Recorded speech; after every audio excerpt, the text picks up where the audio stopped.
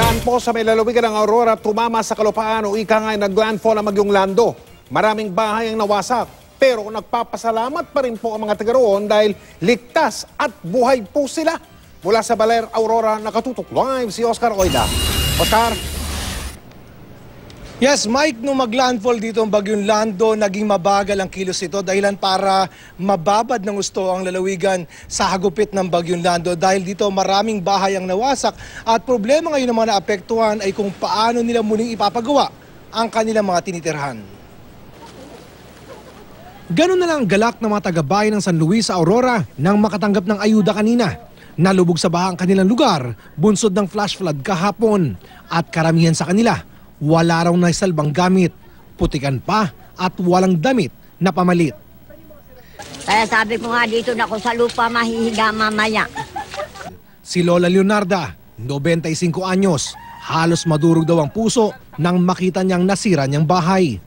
Ang hindi lang daw niya alam ngayon ay kung paano niya may papagawa ang kanyang bahay, lalo pat nag-iisa na lang siya sa buhay.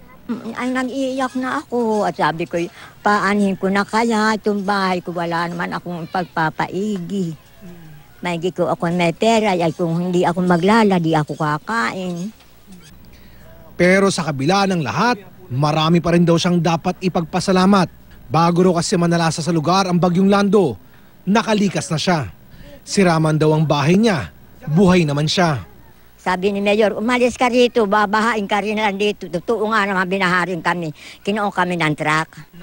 Kaliwat kanan ng rescue operations mula nung linggo ng tanghali.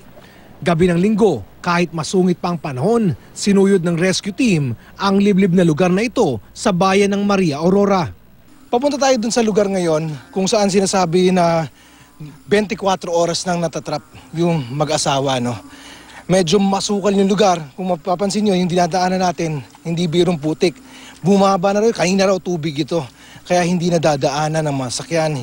At kahit na ng mga taong naglalakad, hirap na hirap dito. Sa gitna ng dilim, nakita ang mag-asawang halos isang araw na sa loob ng bahay nila at naghihintay ng magliligtas sa kanila.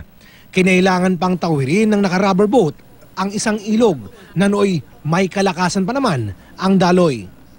Pero di naman sila nabigo. Mangyak-ngyak ang na-rescue na si Aling Gloria nang makababa ng rubber boat. Matinding takot at gutom daw ang kanilang pinagdaanan. Bakit hindi ho kayo kagad lumikas? Ay marami po kasing mga hayop sir na maaano dahil kaya inilikas po muna namin. Tsaka hindi po naman namin kayang tawirin kanina.